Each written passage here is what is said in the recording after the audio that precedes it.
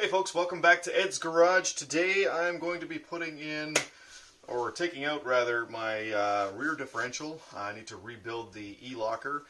It's a GM 10-bolt differential. It's on my Hummer H3, and the actual locker portion itself has gone bad, so I'm going to need to do some rebuilding. Basically, the problem I've run into is that the pins in the locker are worn out, so I'll go over that in a bit later on. First, I'm just going to get the truck ready to go. I've got it lifted up in the air, got to put jack stands in, and start taking out the rear differential. Alright, so I've got the body of the truck lifted as high as I can lift it. It's on jack stands, and I still have the differential supported with the jack, just so I can quickly take the wheels off.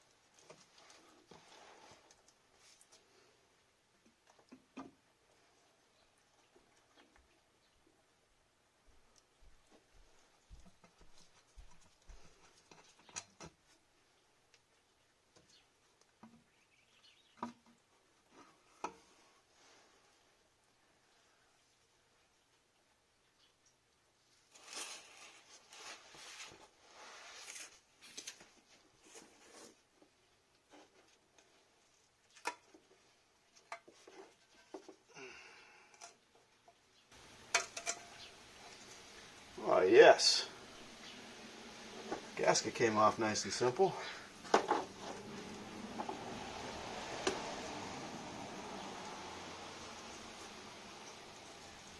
Well, the good thing is there's no large chunks of metal in here, just a little bit of dirt. Magnet's pretty clean. Well, that one is anyway. Yeah. There's another one right here. It's all fine shavings. That's good news. Alright. I'll let that drain for a bit. Spray a little bit of brake cleaner in there.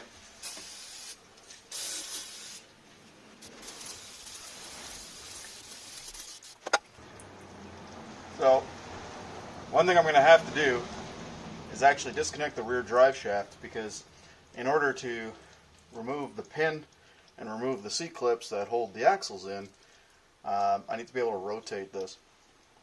Oddly, or amusingly, the pin bolt is right here, so I can get to that really easily. But the axle C-clips, not going to be able to get to them, at least not easily. For some reason, GM really likes to use these 11 millimeter and 13 mil. They really like the odd numbers, I guess. It's strange.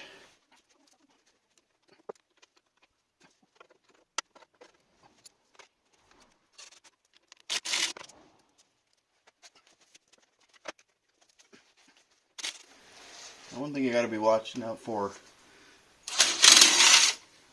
when you're taking out a drive shaft is that you don't lose your needle bearings in your U-joint. I'll show you what I mean. So this right here is a cap, and it covers quite a few needle bearings. Needle bearings are basically little steel rods that it rolls around on. The thing is, if you are not careful,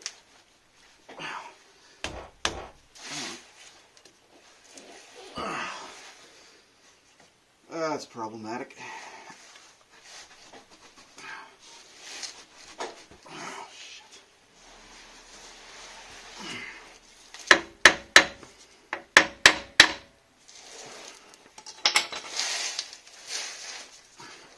Oh, if you're not careful, as I was saying, these caps can come off and cause all sorts of issues. So, because basically you'll lose your needle bearings. And because if you very recently greased it, then they could actually be under a little bit of pressure. I did not recently grease them, so they're not under any pressure. But I don't want them to slide off. So, taping them up. There we go. Alright. And now we can take our drive shaft and just prop it up somewhere. Right there is probably good. Now I can turn this. Alright. Oh yeah. Oh, of course the e-brake is on right now.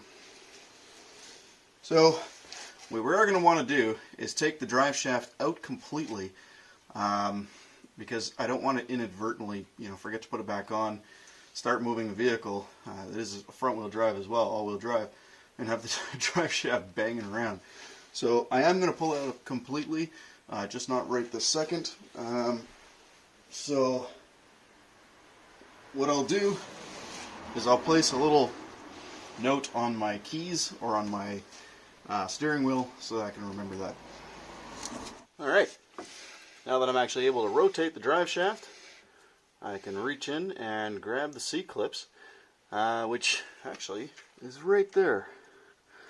So once this pin comes out, I can move the axle in a little bit, pull that C-clip out. Alright, so now that I'm ready to start disassembling the drive shaft, before I remove the pin and pull the C-clips and everything, I'm going to go ahead and remove the brake rotors and caliper, because otherwise I'm not going to be able to pull that shaft out. So that's next. So let's get started on that. So following the trend with the odd numbers, even the calipers are held on with 15 mil.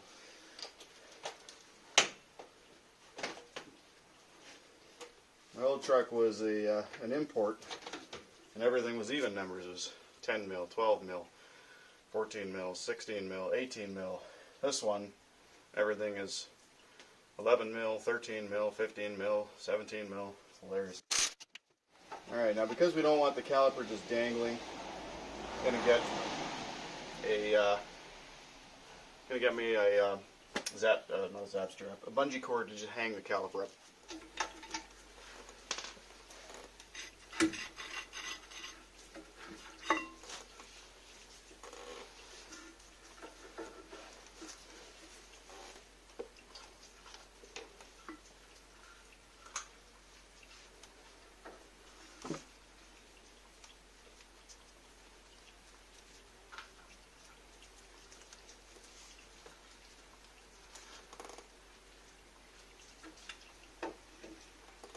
A lot of people would have you banging away on the brake rotor with a hammer, causing possible damages. And this solution is much simpler. Basically, what we're going to do is we're going to drive these in. They're going to make contact with the hub, and they're going to slowly push the rotor out.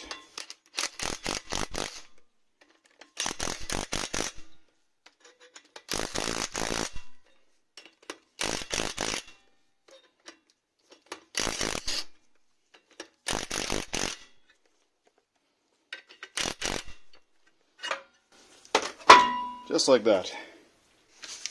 Alright, now that I've got the caliper out of the way, basically I've got on this side of the carrier there's a bolt, on this side there is not, Alright, because this bolt keeps this pin in place. So I need to pull that bolt and then hopefully be able to slide that pin out really easily. And that'll allow us to move the axles inwards to pull the C-clips out. Now that looks like maybe an 8 mil. Let's have a look.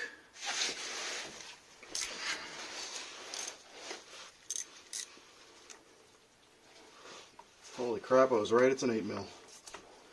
That's amazing. They actually used an even number.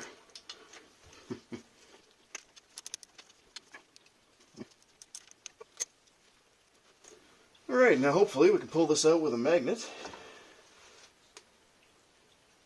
Oh yeah. Very nice.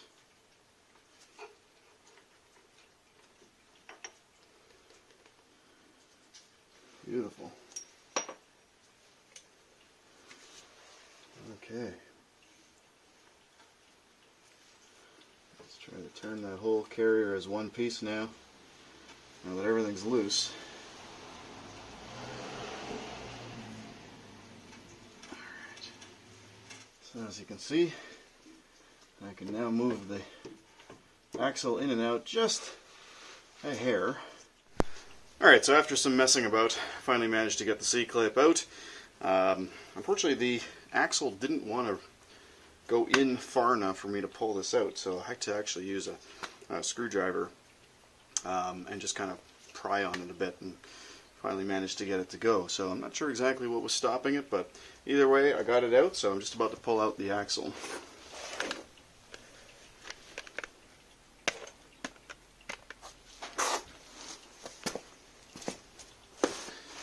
Now, ordinarily when you do this, you want to be super careful because, of course, you don't want to damage the axle seal that's inside there.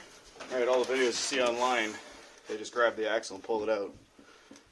It doesn't go that easily. It did need a little bit of persuasion. Not much, just a little bit, so I just put a hammer in there and just kind of pulled on it a little bit, making sure not to damage anything. But it is starting to make its way out now. It's just really tight. Oh, there she goes. Alright, so you are going to need to be very careful not to damage this axle seal if you're not planning on replacing it. I've actually got a couple new ones already, so I'll be replacing those. Let's take those axles out. Okay. Yeah, there we go. She's out. Now I gotta do the other one. So while you're here, best to inspect the splines on the axle and make sure that they're not heavily rounded or damaged. This one looks fine.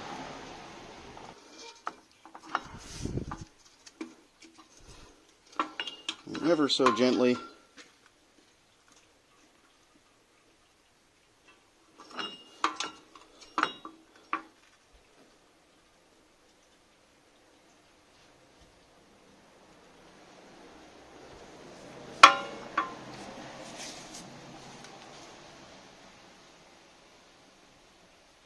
and there she comes.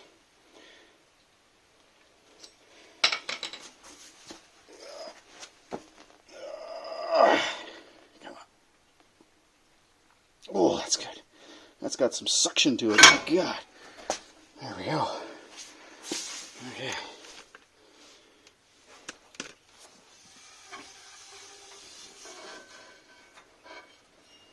And she's out. Again, inspect the splines.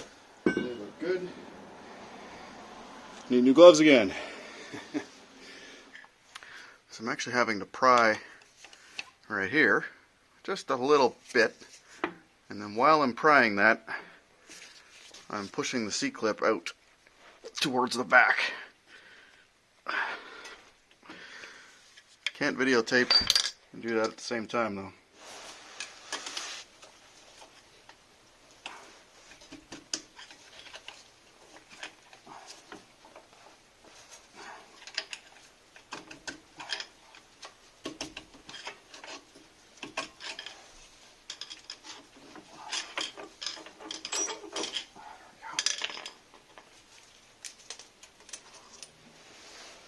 C-clip number 2.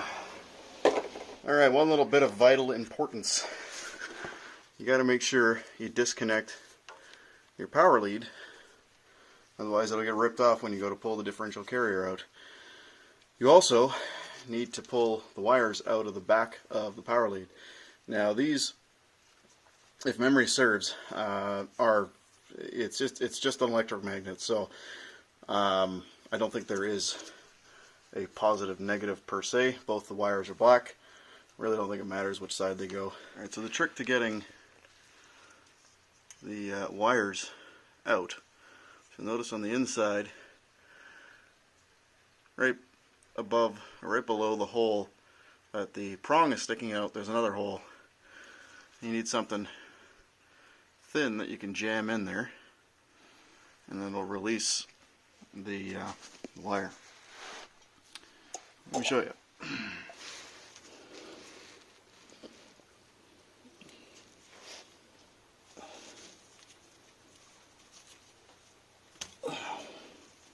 There we go. And what you're left with, just 2 nice skinny prongs that'll fit through the rubber grommet when you pull out the carrier. Alright, the next step to pulling out the carrier assembly is to remove the carrier caps. So 1, 2, 3, 4 bolts.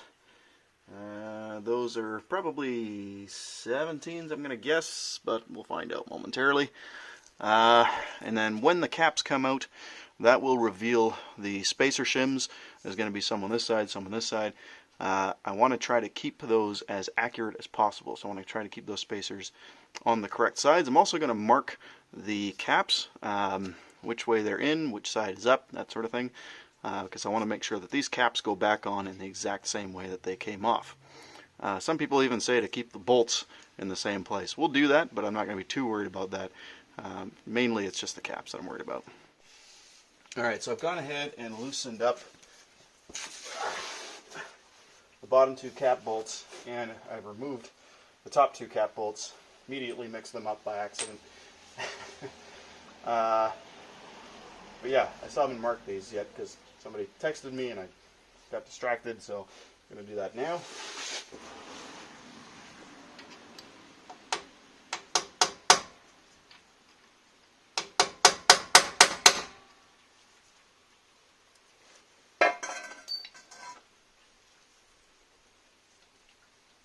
Alright, so now, very carefully,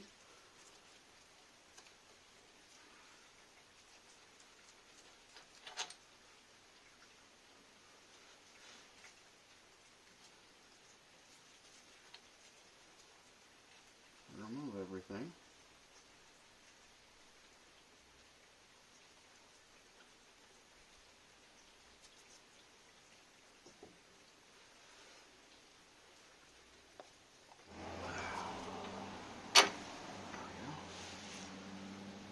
One.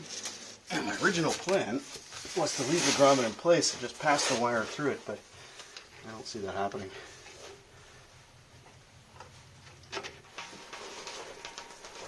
Okay, there we go. Now it's coming. Alright. She's coming. Okay. There we go.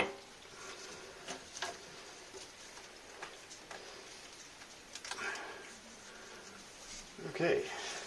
Let's get the cap off.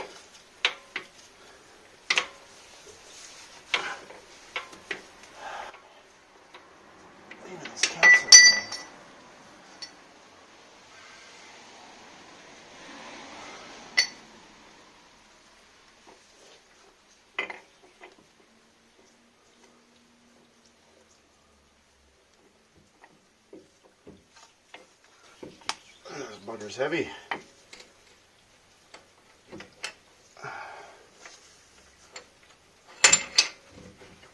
Okay.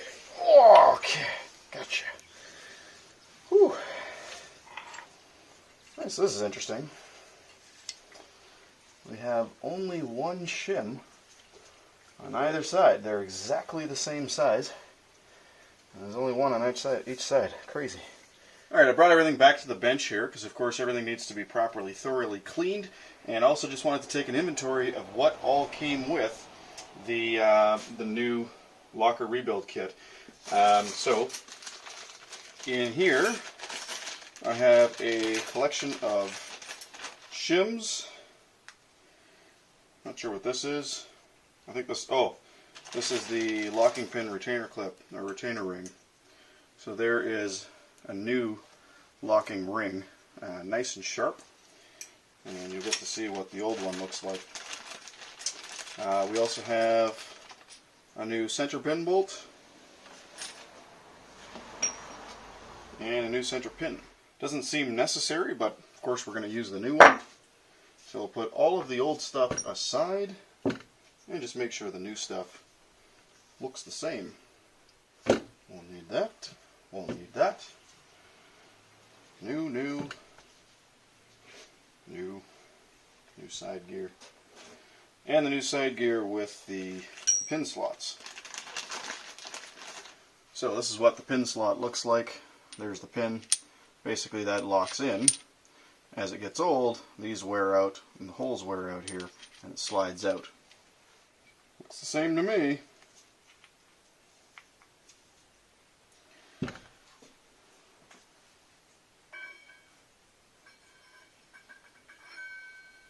Fits on the axle splines as well.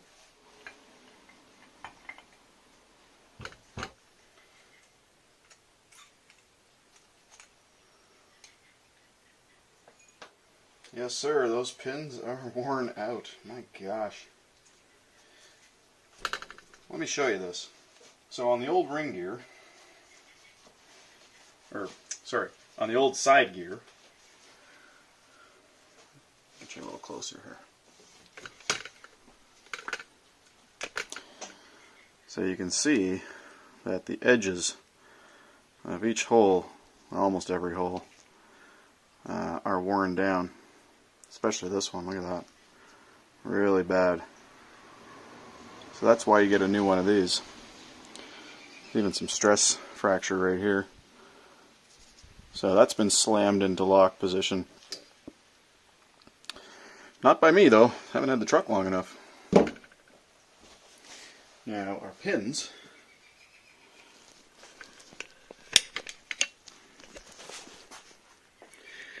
Right inside of here. As you can also see, are worn down as well. They're basically rounded. They're like little round, well, they're round pins.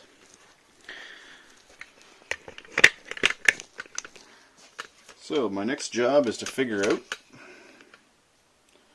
how to pull this apart. From what I understand, I need to pull off this bearing. I'm going to absolutely destroy it. And then I need to pull this off. Alright, it's a new day, guys, and I had to stop the other day because I didn't have any means of taking off this bearing. And I do now. I bought myself this bearing puller off of Amazon. It was $63.99 Canadian, and hopefully it doesn't suck. So there's what it looks like.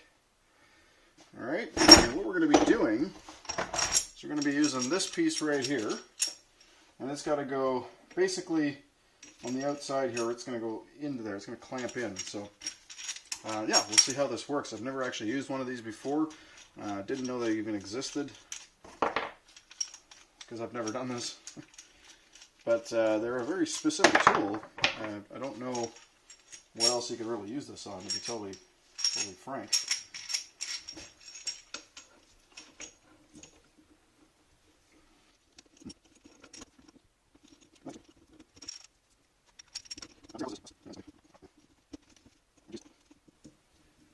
Basically, I need to make sure that I'm not damaging the wire, and there's also a little, I don't even know what you call it, a little stud here coming off.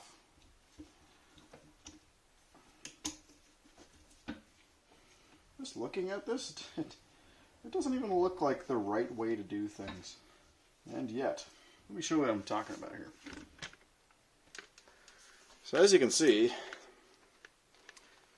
I mean, this is probably not the largest one you can get, but I mean the diameter of the sort of half circle is much smaller than this, but it's closer to the inner one, and I think it'll be fine. But I mean, on this side, there's this little nub here. I don't know if you can see. Well, you probably can't see it, but there's a little nub right there. And on this side, we got the wiring.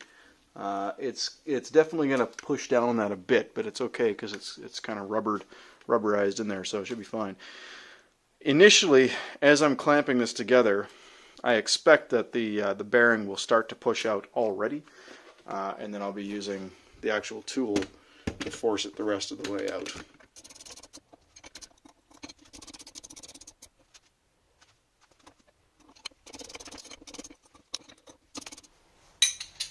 Yeah, I think it's good there.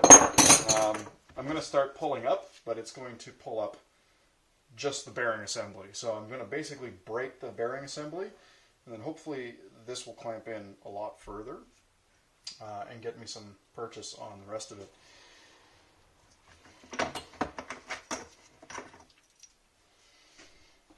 Alright, so now this center rod here needs to basically come down on top of this inner ring and not exceed the outside. So I need something that fits over just that inside ring there. So I'll be back. Alright, so what I found was basically the outer washer on a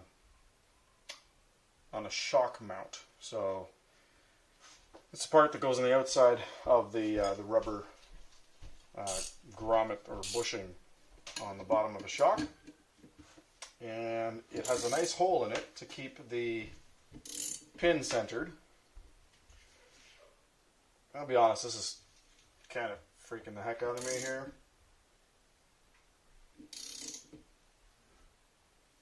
Oh, jeez, I'm turning the whole differential now. Fantastic. Oh, something happened. Holy cow, it's working.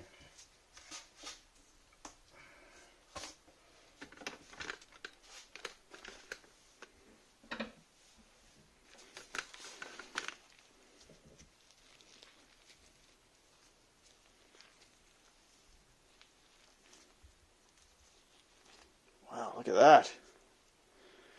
I don't even think it damaged the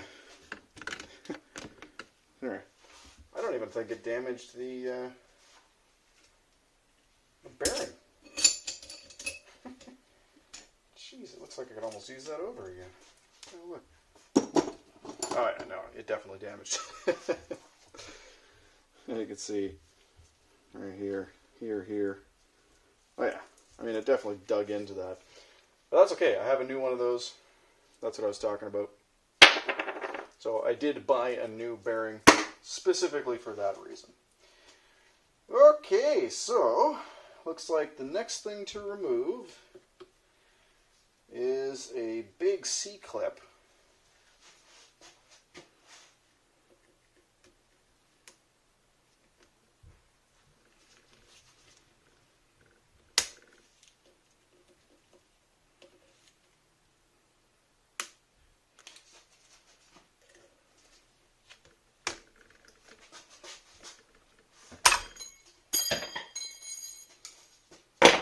Crap.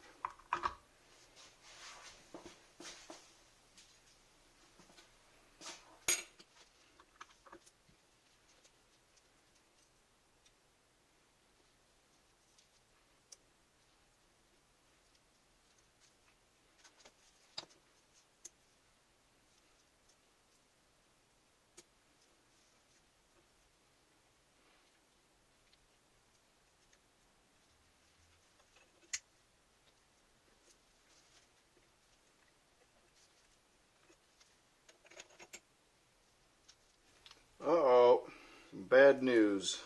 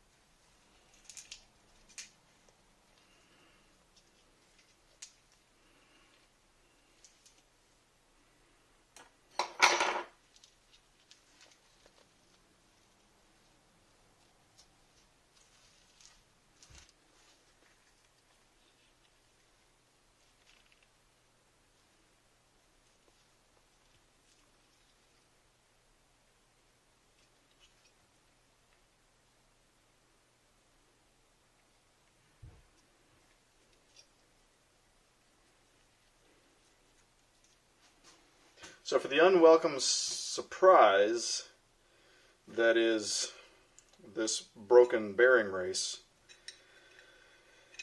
I figure I have two options. I don't know what kind of metal this is, whether it's cast or not, but my thinking is if I get it hot enough, I can weld it on the back side. That is so upsetting. Everything else in here has been super clean, and this being broken, that's problematic. The reason it's problematic is because this stupid part, when you need just this, you have to buy a completely different rebuild kit. So the reason I bought the rebuild kit that I did is because the pins are worn out, as you could see, and the slots are worn out in the side gear. Had I not found this, man, I would have been done today. Yeah, frustrating.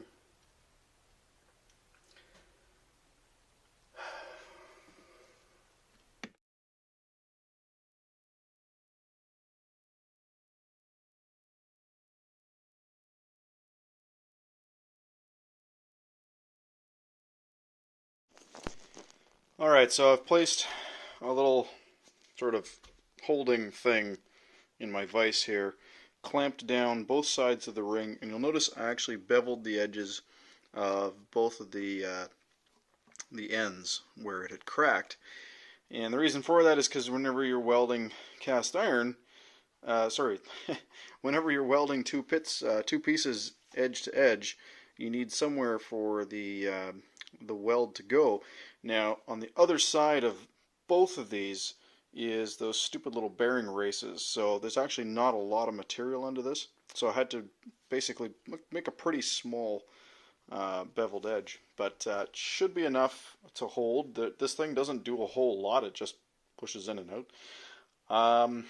So the next thing I need to do is heat this all up, because when you're welding cast iron, because the temperature of the cast iron, when it gets to a really high point, it actually is going to expand and contract at a different rate than the actual weld. I'm going to be using flux core weld with a MIG welder, and that's not ideal for welding this stuff back together, but you know what, it's all I've got, so it's going to have to do. So what I'm going to do is I'm going to fill the entire crack on both sides, but first I'm going to get this good and hot.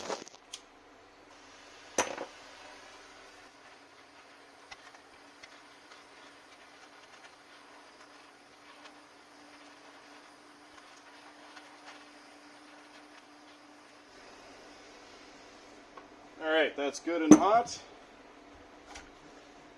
I'm going to start on this side here. I have a particular temperature on my welder, and hopefully it does the trick.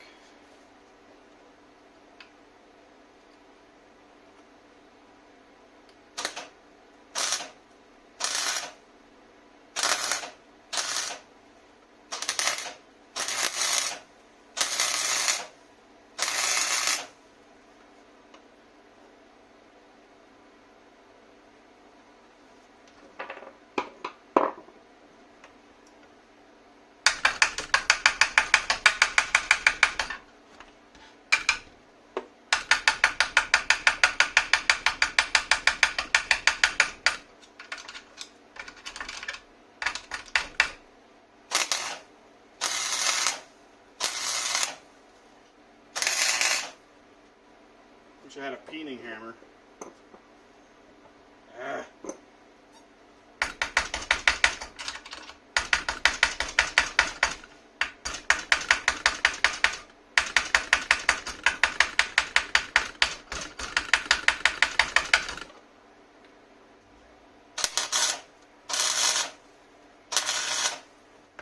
seem to be getting pretty good penetration.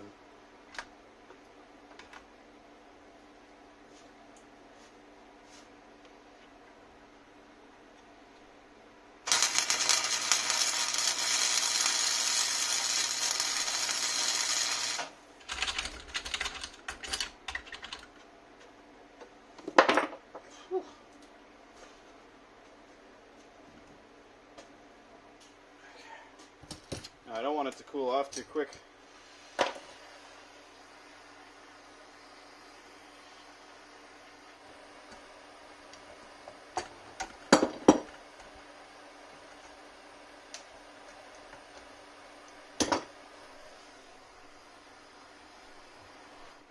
So I've got an idea. I have a bale of rock wool up there. I'm going to go ahead and put the ring into that rock wool. It actually looks pretty good. I need to let it cool down slowly to prevent any cracks.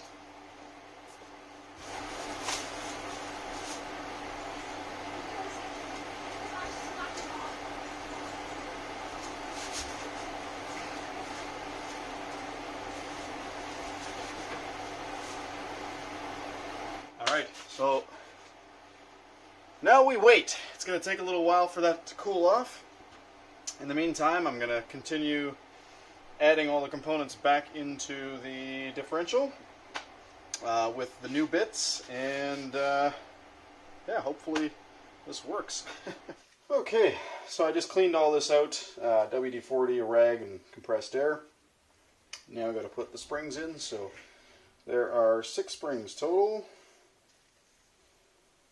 and it doesn't matter which way they go in. Next is the retaining ring and all 6 pins.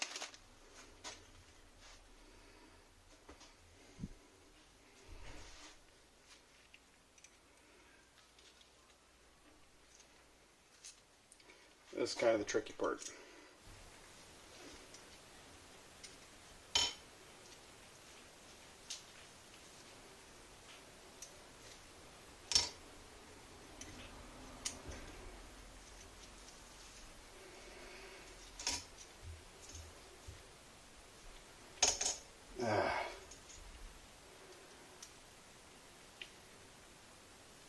I had a feeling this would be fun. Oh, for God's sakes.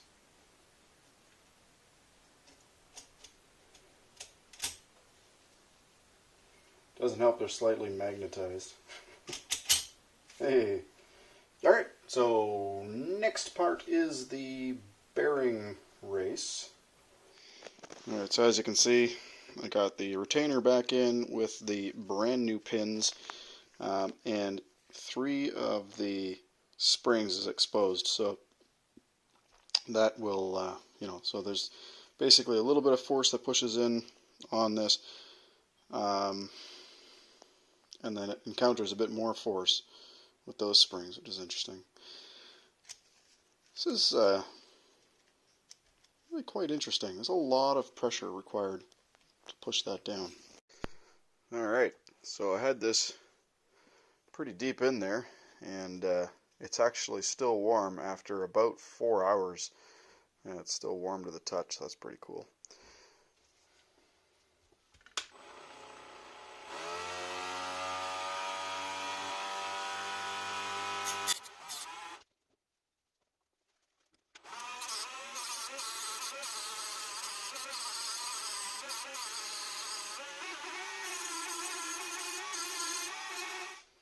Alright, let me show you what I got so far here.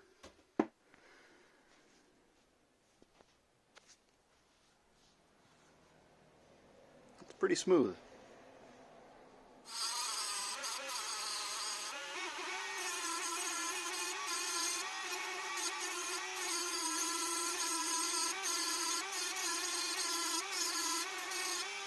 Okay, done the outside, now I gotta do the inside. Just want to check to see if there's any lift whatsoever here, because I do want it to be pretty much perfectly flat. Although it's not really a big deal, because it actually only presses on sides outside of where the weld was. Hard to explain, but it's actually not pushing down anywhere where the weld is. So while I am kind of being really particular about it, it's not entirely necessary. Alright, needing something perfectly flat and relatively small, I'm going to use a chisel just to get a good idea.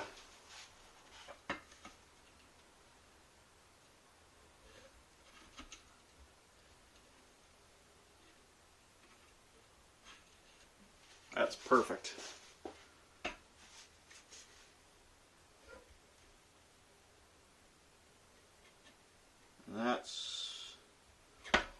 Also perfect. Awesome. Now I just need to do the inside. The outside is good. A little bit of touch up on the top of that. A little bit into that corner there.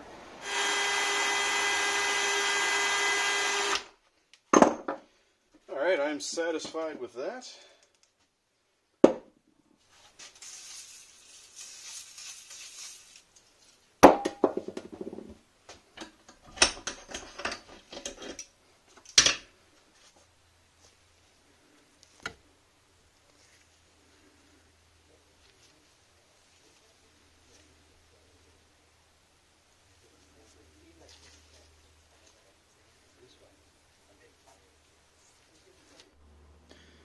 Alright, so time to start putting everything back together. I've already got the pins and the ring and the springs in place. I'm going to go ahead and just throw some lithium grease in there.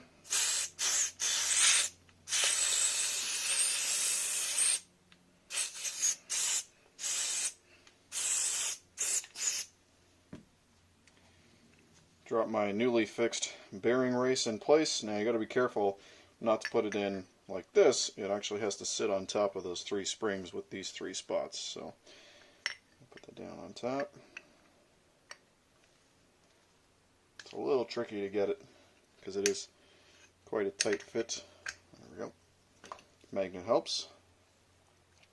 So the only thing I'm worried about now is because the crack is here and here, if the crack breaks again, this entire assembly, this piece here, can actually slide out, and the bearing needs to be able to ride up those 2 races. So I kind of wish when they designed this, it would have been a lot smarter to actually just have that gap filled, but my guess is it actually allows oil through, so that doesn't work. Alright, next piece to go in is the 3 bearings.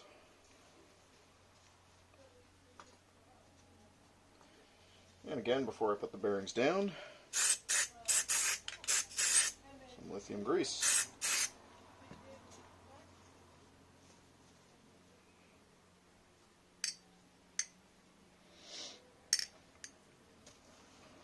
Alright, the outer bearing race to go in. I'm going to quickly clean it.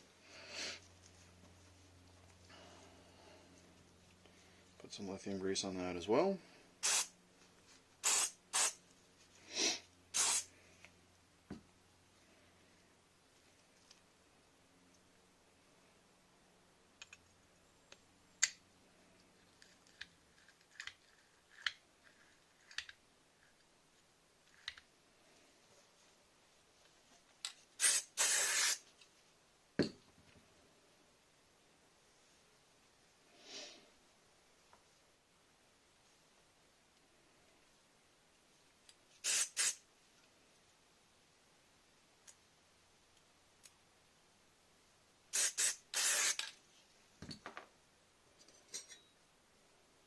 Then this guy.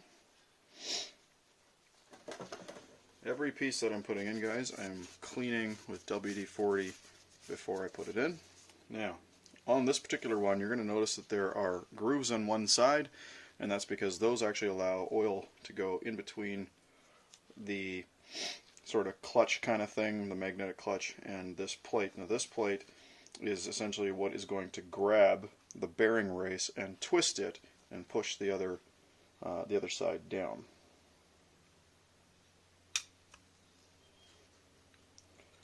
Yep, just realized I want to get some grease in there too.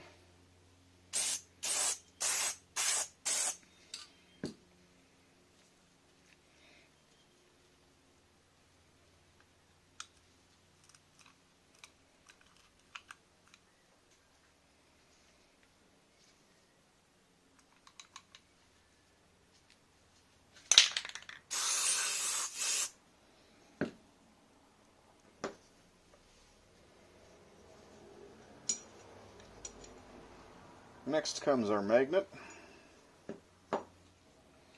Once again, grease. Alright, you know what? I'm going to do this part together here.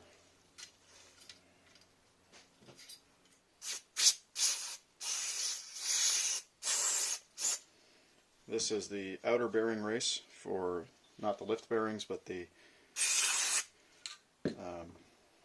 that bearing, that bearing, and that sits in our magnet, and then the entire assembly sits on top like that. All right.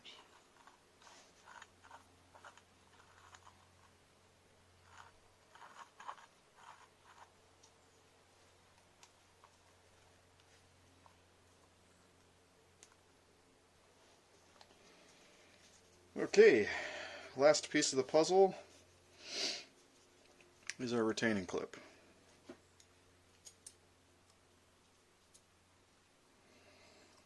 That's going to be a pain in the ass. Alright, I managed to get the damn C-clip on. It's actually not easy. It's really quite difficult. But I got it on. So now I'm going to do a quick test. I've got a little battery hooked up here. Magnet is magnetized. So in the differential housing, the magnet here, the housing for the magnet, actually stays stationary while the differential turns. So what happens is, see if I can, I don't know if this is going to work. Let's get some light. Alright, we'll see if you can actually see exactly what's going on here. There's the pins. I'm going to set the camera up with something here. There we go. And now, should see the pins coming out. That takes a lot of effort. And then, of course, without this connected, this just spins freely. No problem. Alright, so now that that's all put back together, one of the things I do need to be mindful of is when I put the side gears in, I got to check the backlash between the side gears and the spider gears. But I need to put the bearing on here first as well, so I'm going to go ahead and do that now. I do not own a press, so I'm just going to squeeze it on with my hands. Now, I actually have an idea, and you'll see once I've got it set up. Alright, so what I've done is I have placed the old bearing's center ring on top of the new bearing. I have an old side gear on the bottom, which is not touching the bearing, and I'm using my jack as a press. Now hopefully my truck weighs enough, so let's see if this works.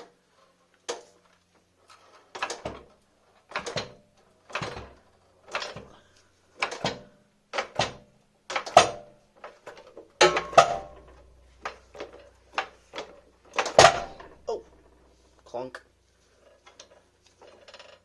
That should do it.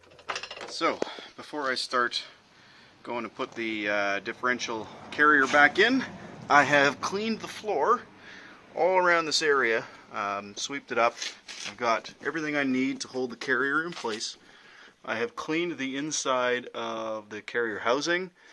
So the reason I want to clean everything here is because I don't want to be collecting stuff as I'm kind of moving around on the ground on my hands and then get it into the differential assembly. So we don't want any sand and rocks and stuff, obviously. And then every time I put my hand on the ground, I'm going to make sure to do a closed fist so that anything I grab isn't going to transfer any dirt over. I've got everything I need ready to go, so let's grab the carrier. Okay, there it goes. Okay.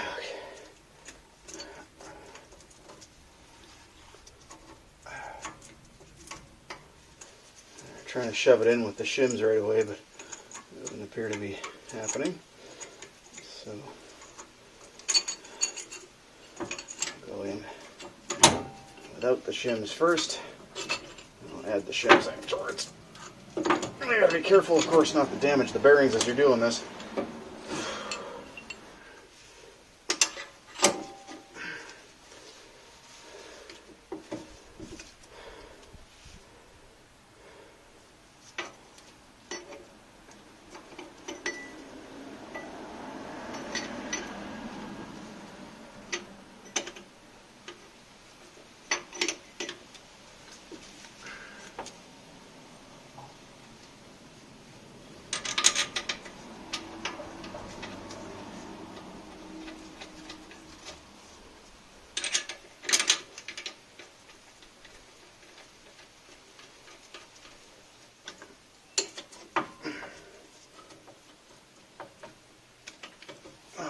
God, that's so annoying.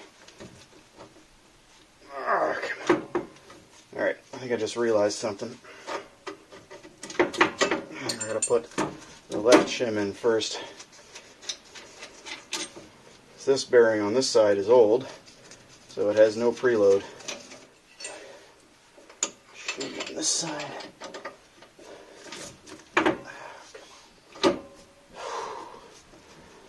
There we go.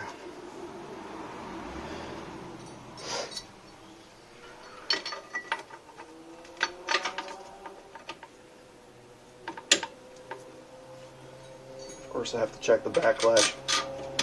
After this is all done, that's going to go over.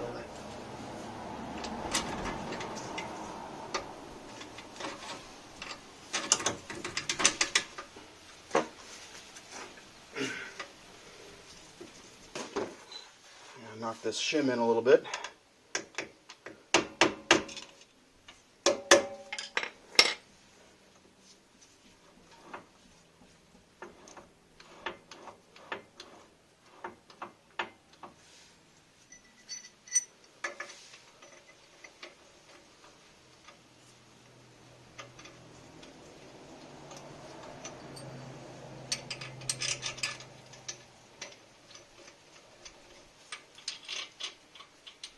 Obviously, I'm not tightening these bolts right now, just kind of getting them in place, just to see where we're at here.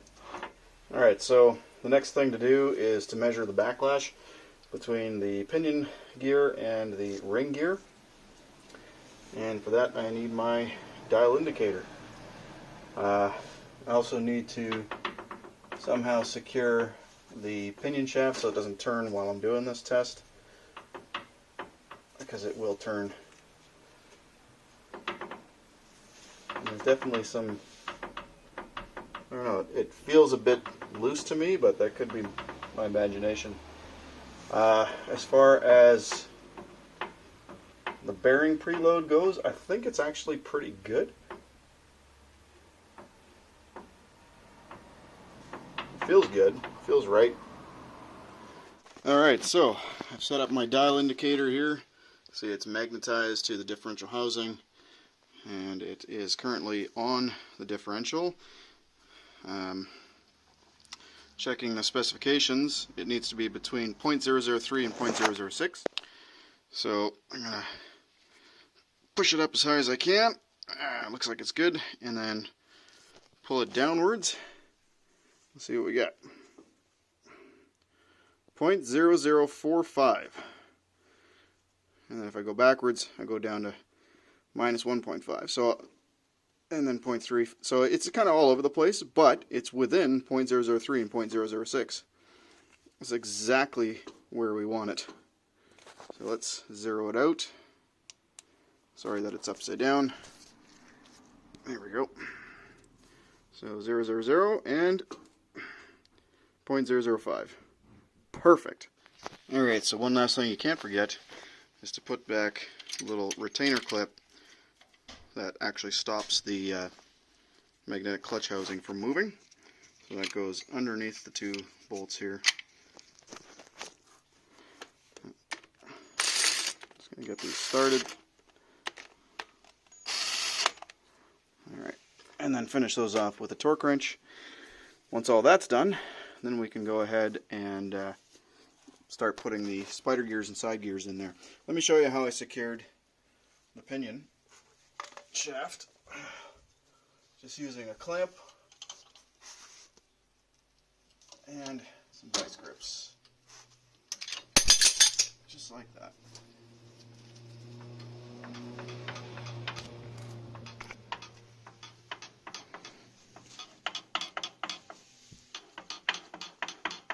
It actually feels really good. I don't even need a torque wrench to figure that out.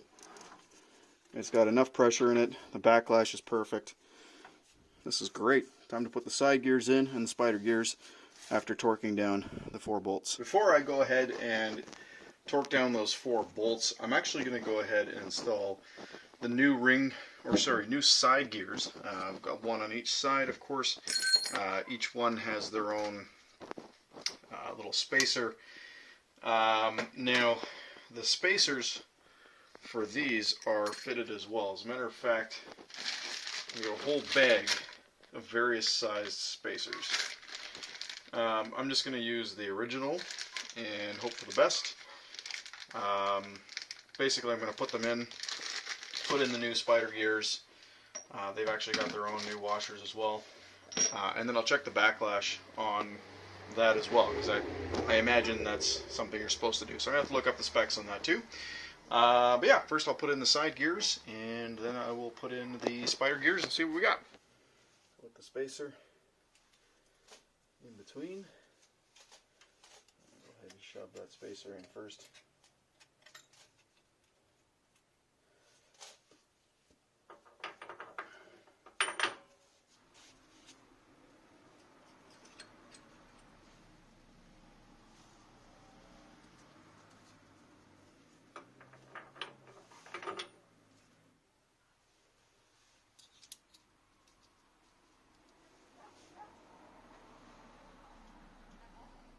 Okay.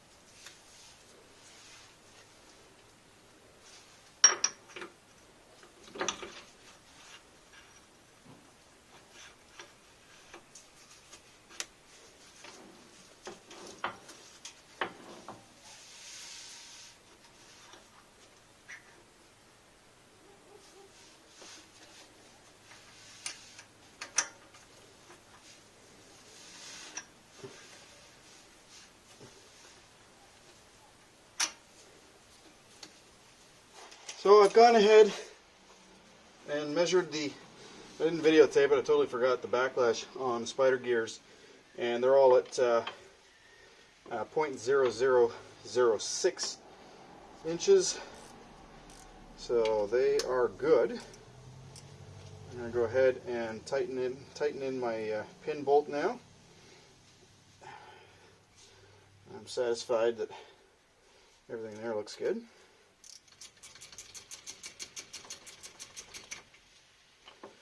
Alright, this one doesn't need to be very tight. And then each one of the cap bolts needs to be tightened to 60 pounds. So I have my torque wrench set to 60 pounds.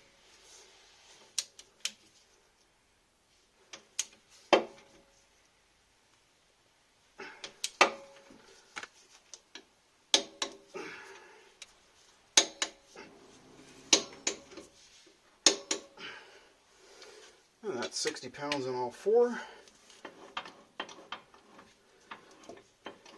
Alright, now it's time to replace the axle seals, the axle shaft seals on the outside, and then we'll clean up this area here and clean up the pan cover and put that back on, and then fill it up with oil. Everything in here now is complete. Spider gears are installed. Everything looks like it's working beautifully. If I hold this axle, it all rotates beautifully. Alright, so I'm going to replace this axle shaft seal. Before we do, I've stuffed some old gloves in there. We're going to clean this whole area off so they don't get dirt in where the axle bearing is, because that's the last thing we want to do is dirty up the bearings. Clean this up nice. Okay.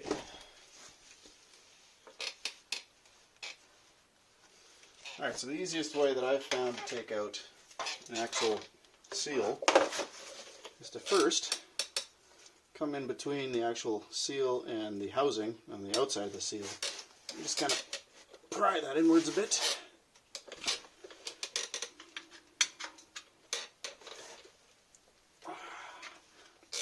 And then take the vice grips.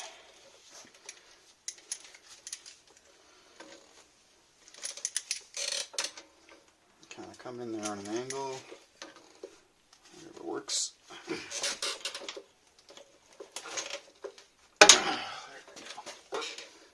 Okay. Clean that up nice. Inspect your bearing right away. Okay.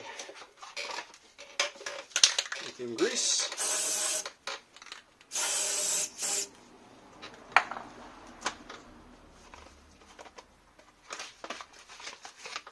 New seal.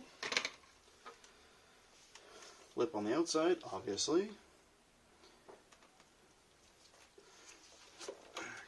And a piece of wood. Very, very carefully.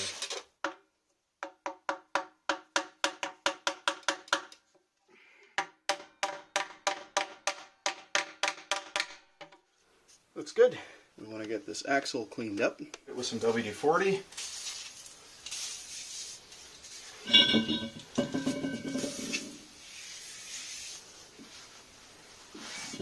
And then we're going to reinsert that into the axle housing. Being very careful not to damage both the seal that we just put in and the bearings.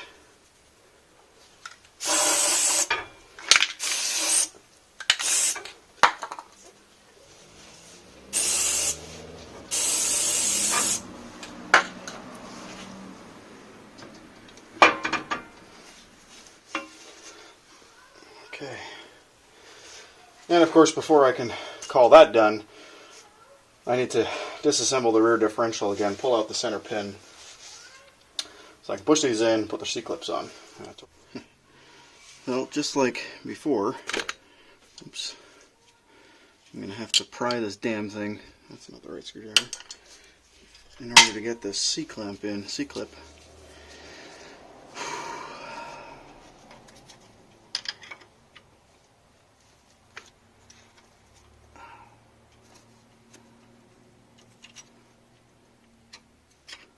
Oh, actually, look at that, it's staying for me, that's nice. Still super tight.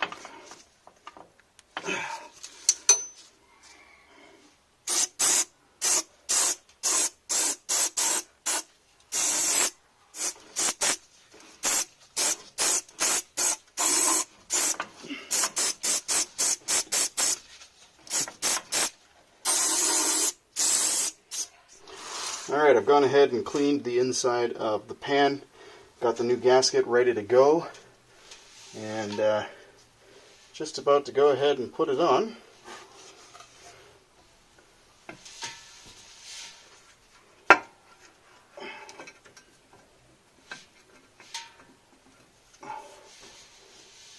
Kind of hang everything off that one.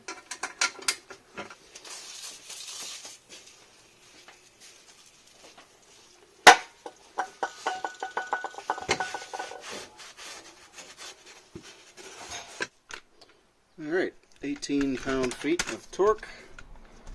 for the differential housing bolts.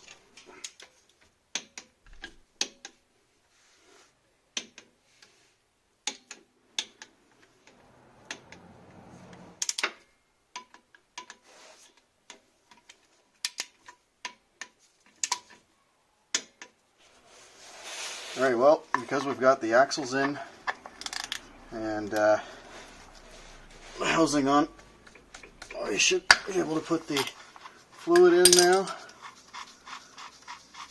This takes 75/90 full synthetic. Again, making sure to clean this up. I should have done it earlier. I'll head it out. That's okay.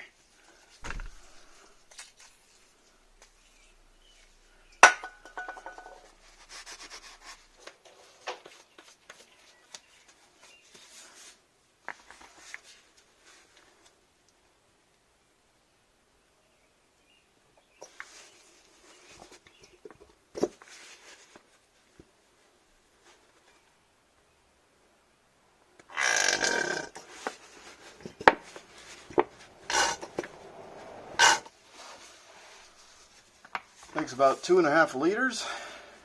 I've read.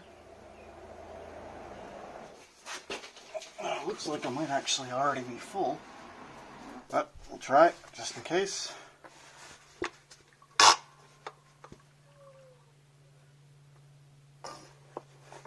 Oh, there she comes. Alright, so that was actually just over 2 liters, just a hair. And I imagine it's got to make its way down each of the the axles as well.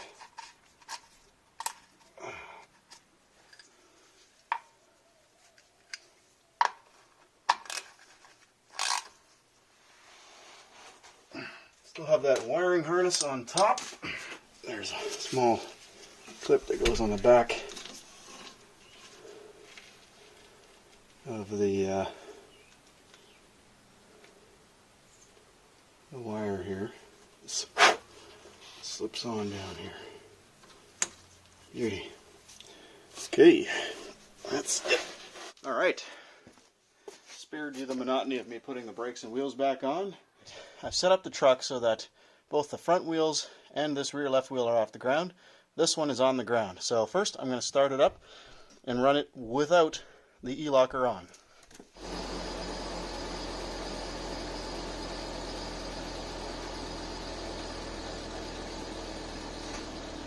Okay, so you may notice that the front 2 wheels and the rear left were spinning. The rear right was stuck because it's the only one on the ground. Now I'm going to engage the E-locker and I'm going to get a little power. Not much because I don't want to come off the jacks, but I want you to see what happens.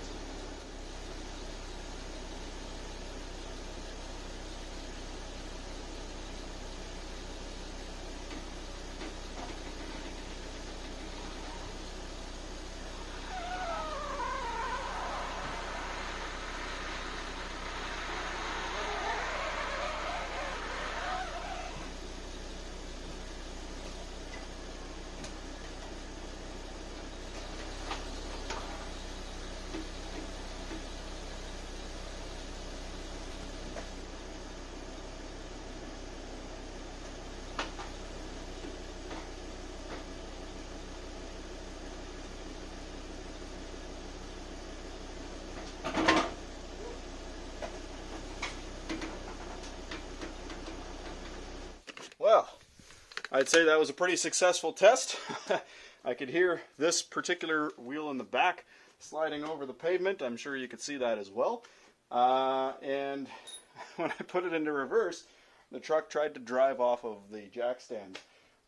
So, successful test. I believe that the E-locker is working properly. Won't know for absolute sure until I've taken it on the trails. But it appears to be working great. So thank you so much for watching. Please, if you like this video, don't forget to hit like and subscribe for future videos. Thank you so much for watching and have a great night.